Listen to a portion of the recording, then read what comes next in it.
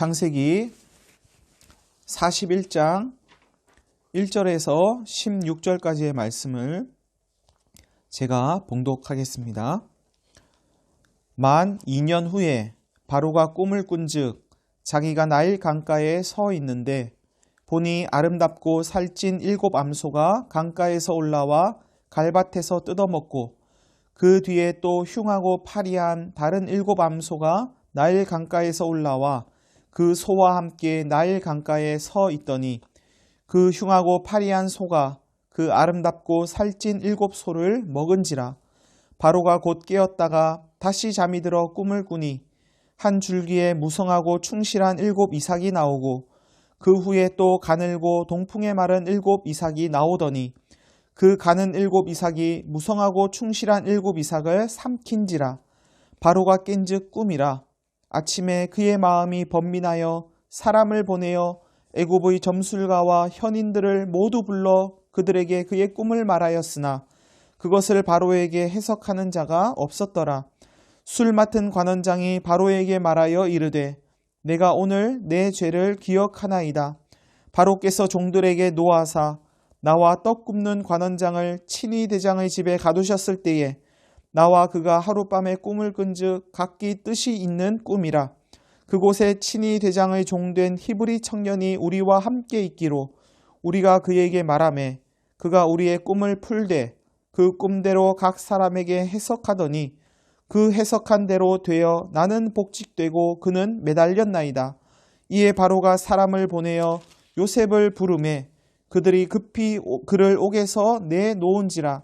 요셉이 곧 수염을 깎고 그의 옷을 갈아입고 바로에게 들어가니 바로가 요셉에게 이르되 내가 한 꿈을 꾸었으나 그것을 해석하는 자가 없더니 들은즉 너는 꿈을 들으면 능히 푼다 하더라. 요셉이 바로에게 대답하여 이르되 내가 아니라 하나님께서 바로에게 편안한 대답을 하시리이다. 아멘. 16절까지 봤습니다.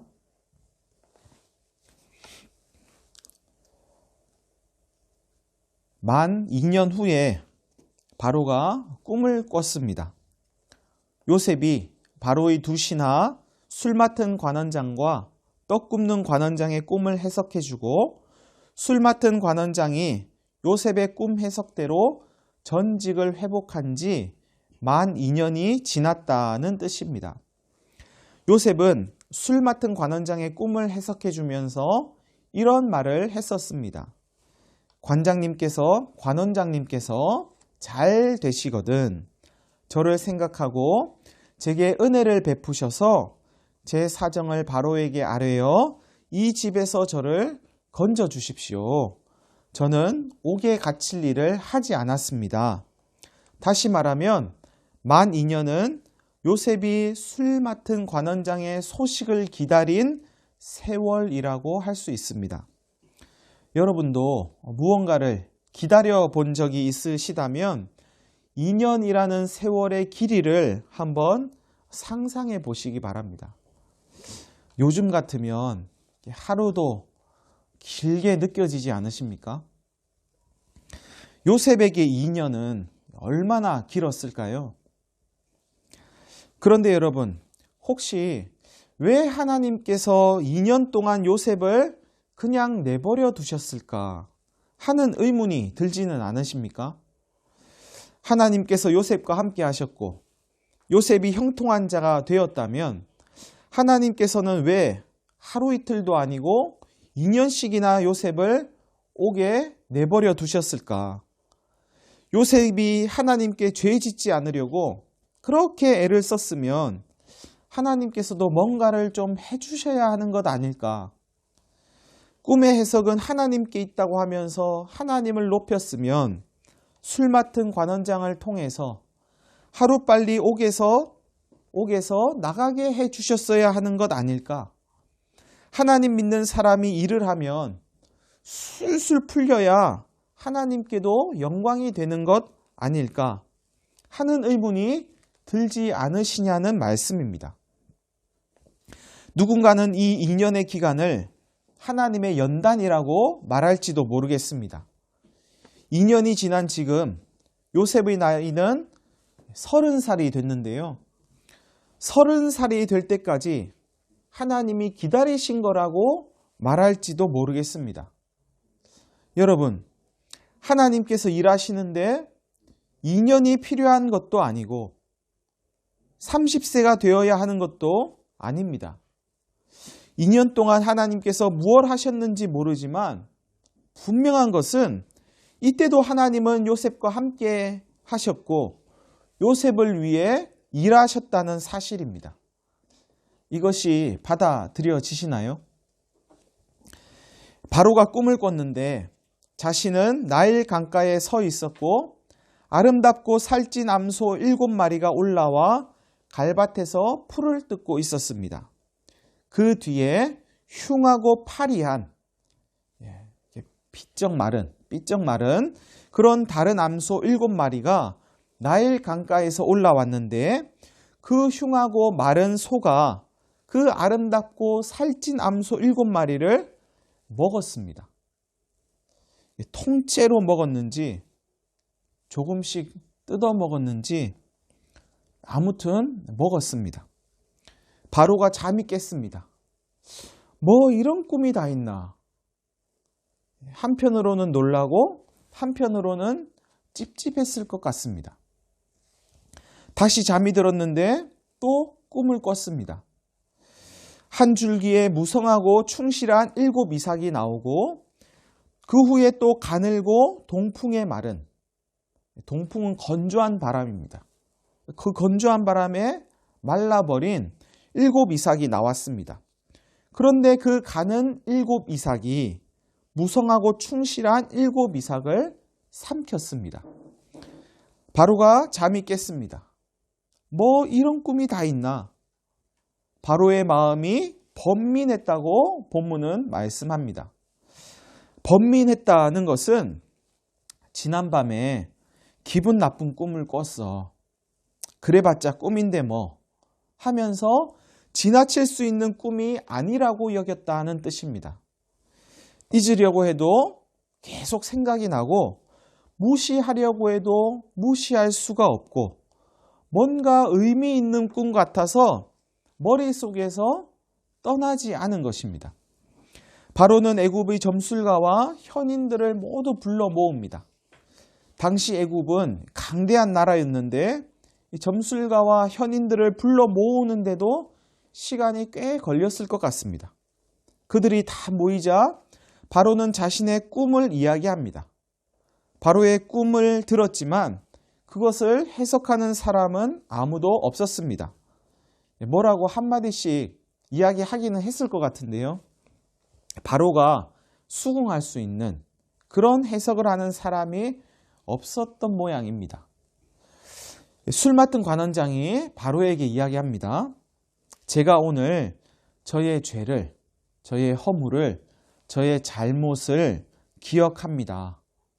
왕께서 종들에게 노하셔서 저와 떡 굽는 관원장을 친위 대장의 집에 가두신 적이 있었습니다. 그때 저와 그가 하룻밤에 꿈을 꿨는데 직감적으로 의미 있는 꿈이라는 것을 알았습니다. 그곳에 마침 친위 대장의 노예였던 히브리 청년이 우리와 함께 있었는데 그가 우리의 꿈을 해석해 줬습니다. 그의 해석대로 저는 복직되고 그는 매달렸습니다. 본문에는 술 맡은 관원장의 말이 여기까지 소개되어 있는데요. 몇 마디를 덧붙이면 이해하기가 좀 더 수월할 것 같습니다. 그때 히브리 청년이 제 꿈을 해석해 주면서 이런 말을 했던 기억이 납니다.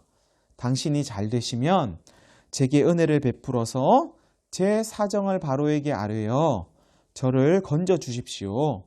저는 히브리 땅에서 끌려온 자인데 옥에 갇힐 일은 하지 않았습니다. 그런데 제가 그를 잊어버렸습니다. 술 맡은 관원장의 말은 그래서 요셉을 잊은 게 죄라는 것인지 아니면 요셉을 잊어서 왕께서 번민하고 있는 때에 곧장 요셉을 소개하지 못한 것이 죄라는 뜻인지 아리송하긴 합니다. 분명한 것은 술 맡은 관원장이 죄를 지었다, 잘못했다고 말하는 게 요셉을 잊어버린 것에서 비롯되었다는 사실입니다. 즉, 요셉이 술 맡은 관원장에게 베푼 호의를 잊어버린 것, 요셉이 술 맡은 관원장에게 베푼 도움을 잊어버린 것, 이것을 술 맡은 관원장은 죄로, 잘못으로, 허물로 여기고 있는 것입니다. 여러분, 오늘 죄에 대한 술 맡은 관원장의 이 정의는 우리도 받아들일 만합니다. 우리는 여러 사람들을 통해서 하나님이 베푸시는 은혜를, 도움을 경험하고 삽니다. 조금만 돌아보면 은혜 아닌 게 없죠. 그럼에도 불구하고 우리는 그것이 은혜인 줄 모르고 살 때가 있습니다. 은혜라고 여겼다가도 금방 잊어버리고 내가 잘해서 그런 줄 알고 살 때가 있습니다. 바로 그게 죄입니다. 코로나19로 인해서 일상이 멈추어버린 요즘, 그동안 우리가 얼마나 은혜 속에 살았는가를 절절히 느끼고 계시지 않습니까? 매일 똑같은 일이 반복되는 일상이 얼마나 은혜였던가. 여기저기 마음껏 다닐 수 있었던 게 얼마나 은혜였던가. 마스크를 안 쓰고 숨을 쉴 수 있었던 게 얼마나 은혜였던가. 얼굴을 마주하며 차 한 잔, 밥 한 끼 나누고 실컷 이야기할 수 있었던 게 얼마나 은혜였던가. 학교에 가고 학원에 가고 공부하고 친구들과 뛰어노는 게 얼마나 은혜였던가. 급식과 학식이 그립지 않으십니까? 그런데 그것이 은혜인 줄 모르고 살았다면 그게 죄라고 오늘 성경은 우리에게 말씀합니다. 코로나19가 하나님의 징벌인지는 알 수 없지만 그동안 우리가 은혜를 잊어버리고 살아온 것은 아닌지, 이웃은 나 몰라라 하면서 나 자신의 탐심만 쫓으며 살아온 것은 아닌지, 영의 소원은 무시하고 육체의 욕망에만 반응하며 살아온 것은 아닌지 이번 일을 통해서 돌아볼 필요가 있습니다. 이번 일을 겪어내면서 과연 하나님은 우리가 무엇하기를 원하시는지, 어떻게 살기를 원하시는지 물을 필요가 있습니다. 하나님, 제가 무엇하기를 원하십니까? 하나님, 제가 어떻게 살기를 원하십니까? 하나님께서 우리 각자에게 원하시는 것이 다를 수는 있지만 분명한 것은 하나님은 우리가 하나님 경외하기를 원하십니다. 하나님은 우리가 서로 사랑하기를 원하십니다. 사랑이 무엇인지 다시 한번 되새기고 싶으시다면 고린도전서 13장의 말씀을 찬찬히 읽어보시는 것이 도움이 될 것 같습니다. 전 세계적으로 확산되고 있는 코로나19는 이웃 사랑이 전 세계적으로 확산될 때에야 끝날지도 모르겠습니다. 우리 동네가 괜찮다고 괜찮은 게 아니고 우리나라가 괜찮다고 괜찮은 게 아니라 전 세계가 괜찮아야 괜찮은 거구나. 그래야 우리나라도 괜찮고 우리 동네도 괜찮고 나도 괜찮을 수 있구나. 나 혼자 살겠다고, 우리 동네만 살겠다고, 우리나라만 살겠다고 하면 해결되지 않겠구나. 전 세계가 힘을 모으고 지혜를 모으고 서로를 돌볼 때 그때 해결될 수 있겠구나 하면서 서로를 품을 때에 비로소 이것이 멈출지도 모르겠습니다. 코로나19가 선긋기가 더욱더 분명해지는 기회가 되는 게 아니라 오히려 분명했던 경계가 허물어지는 계기가 되기를 간절히 바랍니다. 나와 너의 경계가 허물어지고 호남과 영남의 경계가 허물어지고 야당과 여당의 경계가 허물어지고 기성세대와 다음 세대의 경계가 허물어지고 나라와 나라의 경계가 허물어지고 아프리카와 유럽, 아시아와 아메리카의 경계가 대륙과 대륙의 경계가 허물어지고 남반구와 북반구의 경계가 허물어지는, 그래서 지구촌에 살고 있는 우리는 서로를 돌아보며 함께 어울려 살아야만 하는, 그렇지 않으면 살 수 없는 하나의 공동체라는 사실을 뼈저리게 느끼는 그런 기회가 되기를 간절히 바랍니다. 이 사태를 통해서 다시금 우리의 심령을 새롭게 하시고 은혜를 기억하게 하셔서 하나님을 경외하고 이웃을 사랑하는 우리들로 빚어 가실 하나님을 기대합니다.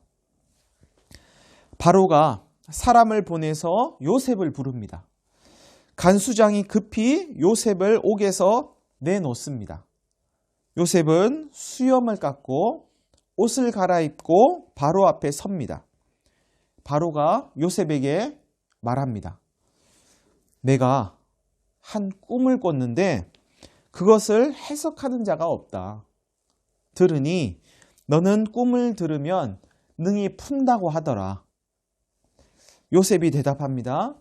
제가 아니라 하나님께서 바로에게 편안한 대답을 하실 겁니다. 여러분, 이 모습이 참 아이러니하지 않습니까?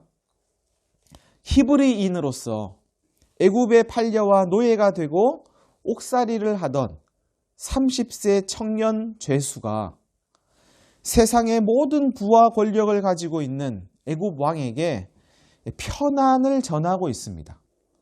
바로를 위로하고 있습니다. 바로와 요셉의 자리가 뒤바뀐 것 같지 않습니까? 바로가 요셉의 억울함을 들어주면서 아, 그랬구나. 너한테 그런 일이 있었구나. 너 참 억울했겠구나. 요셉을 위로해줘야 할 것 같은데 요셉이 번민에 빠진 바로의 이야기를 들어주면서 바로에게 평안을 전하고 있습니다. 당시 바로의 나이가 얼마인지는 모르겠지만 요셉이 어른 같고 바로가 아이 같습니다. 바로는 저 높은 왕자에 앉아서 말을 하고 요셉은 낮은 곳에서 무릎 꿇고 엎드려서 이야기를 나눴을 텐데요. 대화의 내용을 보면 요셉이 왕좌에 있고 바로가 엎드려 있는 것 같습니다. 바로에게 대답하고 있는 요셉의 마음은 어땠을지 한번 상상해 보시기 바랍니다. 불안했을까요? 편안했을까요? 요셉에게서는 무엇인가를 애타게 기다린 사람에게서 볼 수 있는 초조함이나 불안함을 찾아볼 수가 없습니다. 조금의 구김도 없고 할 말 다 하고 당당합니다. 이런 요셉이 받아들여지십니까? 어떻게 저럴 수가 있어? 사람도 아니야 싶으십니까? 그가 17세에 애굽으로 끌려왔다면 노예살이와 옥살이를 한 지 13년 정도가 지났습니다. 원망하려고 하면 원망할 게 얼마나 많았겠습니까?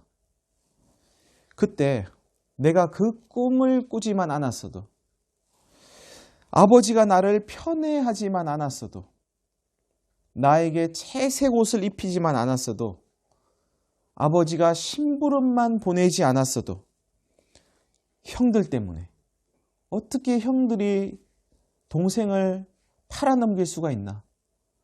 그 보디발의 아내 때문에, 보디발 때문에, 보디발은 제대로 확인도 안 해보고 그냥 아내 말만 듣고 나를 이렇게 옥살이를 시키다니. 그 술 맡은 관원장 때문에 내가 그렇게 꿈을 해석해주면서 부탁을 했는데, 애굽 때문에 이 나라는 어떻게 된 나라인지 제대로 재판도 안 하고 내 억울함을 들어보려고 하지도 않고 그냥 몇 년씩 옥에 가두어 놓다니, 하나님 때문에 내가 죄짓지 않으려고 그렇게 애를 썼으면 하나님이 뭐라도 좀 하셔야 되는 거 아닌가. 그런데 요셉은 원망이 없습니다. 누구 탓이 없습니다. 마음에 구김이 보이지 않습니다. 13년 동안 노예살이를 하고 옥살이를 했다고 여겨지지 않을 만큼 그의 마음은 편안해 보입니다. 어떻게 이럴 수가 있을까요? 무엇이 요셉을 이렇게 만들었을까요? 요셉의 대답 속에 그 답이 있습니다. 내가 아니라 하나님께서 편안한 대답을 하실 것입니다. 요셉은 모든 일을 하나님이 하신다고 믿었습니다. 그런데 이 믿음은 요셉뿐만 아니라 하나님을 믿고 있는 모든 사람들이 가지고 있는 믿음이기도 합니다. 지금 내가 이 자리에 있는 것은 하나님의 은혜입니다. 하나님께서 나를 이 자리까지 인도하셨습니다. 여러분에게도 이런 믿음이 있지 않으십니까? 하나님을 믿는 사람들은 자신이 무언가를 해놓고도 그것은 자신의 힘으로 한 게 아니라 하나님이 해주신 거라고 고백합니다.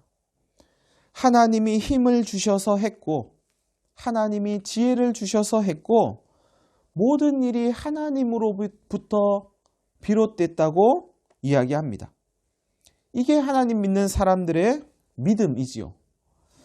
때로는 역경과 고난이 있었을지라도 하나님은 그것까지도 선용하셔서 오늘의 나를 만드셨다고 고백합니다. 여러분, 모든 일을 하나님이 하시는 일이라고 믿는다는 것은 어떤 일이 내가 원하는 대로 되지 않을 수도 있다는 뜻입니다. 요셉이 석방되지 않을 수도 있고 요셉의 누명이 벗겨지지 않을 수도 있습니다. 정말 하나님께서 모든 일을 행하신다고 믿으면 그 일이 내 생각과 다르다고 화가 나고 내가 원하는 대로 안 됐다고 해서 화가 나고 일을 다 한 후에 나를 높일 이유가 없어집니다. 그러면 평안할 수가 없죠.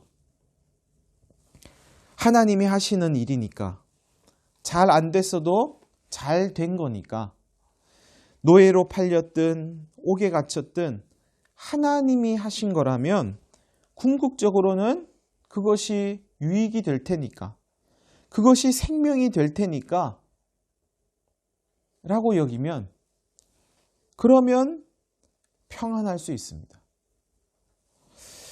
요셉이 편안했던 것은 바로 이러한 믿음 때문입니다. 이런 믿음이 있는 사람은 자신이 노예여도 평안을 전하고 옥중에서도 평안을 전하고 왕 앞에서도 당당하게 평안을 전하는 사람이 된다고 오늘 성경은 우리에게 보여줍니다. 이렇듯 어떤 상황과 환경에서도 평안을 전하고 누리는 사람, 평안을 누리고 전하는 사람, 그가 바로 그리스도인입니다. 여러분, 평안을 누리시기 바랍니다. 우리가 찬양했던 것처럼 이 땅 위에 험한 길 가는 동안 하나님께서 주시는 그 평안을, 그 평화를 누리시기를 간절히 바랍니다. 상황과 환경에 상관없이 여러분의 영혼 가운데 하늘의 평화가 충만하시기를 바랍니다. 다른 사람들이 궁금해할 정도로 어떻게 당신은 이런 상황에서도 그렇게 평안하고 평화로울 수가 있습니까? 코로나19의 확산이 지속되고 있습니다. 이 전염병은 다른 재난과는 차이가 있습니다. 산불이나 홍수나 지진 같은 재난은 도와야 할 일이 비교적 명확합니다. 그리고 현장에 달려갈 수도 있습니다. 그런데 전염병은 다릅니다. 도울 수 있는 게 잘 보이지 않습니다. 달려가면 안 되고 오히려 가만히 있는 게 도와주는 겁니다. 거리 두기를 하는 게 도와주는 거라고 이야기합니다. 이런 이유 때문에 현재의 상황은 우리를 움츠러들게 하고 불안하게 합니다. 그렇기에 어느 때보다도 평안이 필요합니다. 평안을 전해주고 싶은데 가만히 있어야 합니다. 어떻게 하면 좋을까요? 가만히 있어야 하는 때에 기도하시기 바랍니다. 하나님의 평안으로 우리의 영혼을, 저들의 영혼을 덮어주십시오. 저들의 삶을 해결해 주십시오. 기도하시면서 동시에 하나님께서 어떻게 일하고 계시는지, 하나님께서 어느 쪽에서 일하고 계시는지를 살펴보시기 바랍니다. 하나님께서 일하시는 방향이 있고 하나님께서 일하시는 방법이 있습니다. 하나님이 일하시는 곳에는 사랑이 있습니다. 하나님은 사랑이 있는 쪽에서 일하고 계십니다. 어떻게 해서든지 마스크 한 장이라도 더 사려고 하는 쪽이 아니라 양보하고 나누는 쪽에서 하나님이 일하고 계십니다.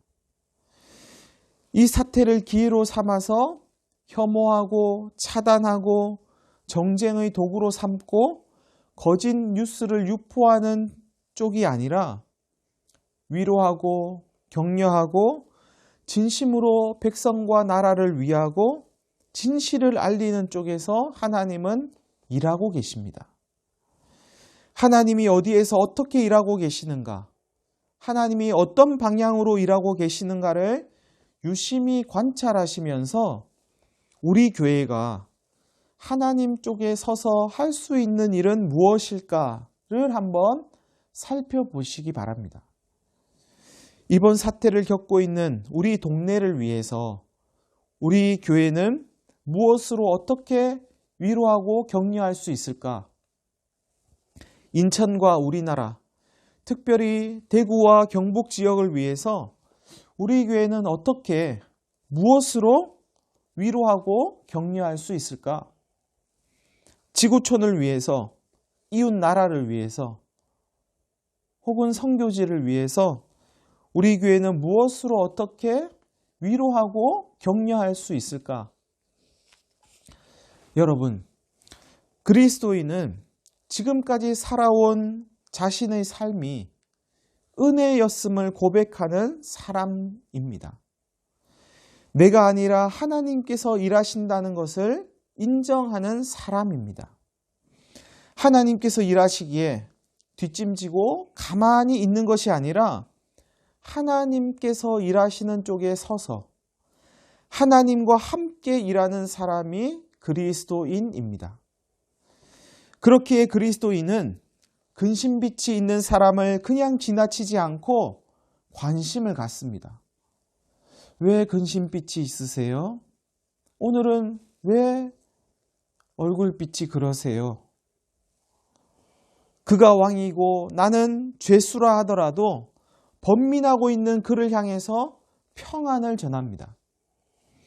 그가 물질적으로는 부족함이 없는 사람이고 최고의 권력을 가진 사람이라 하더라도 그의 영혼의 궁핍함이 보여서 그에게 하나님을 전하는 사람이, 생명을 전하는 사람이, 예수 그리스도의 복된 복음의 소식을 전하는 사람이 그리스도인입니다.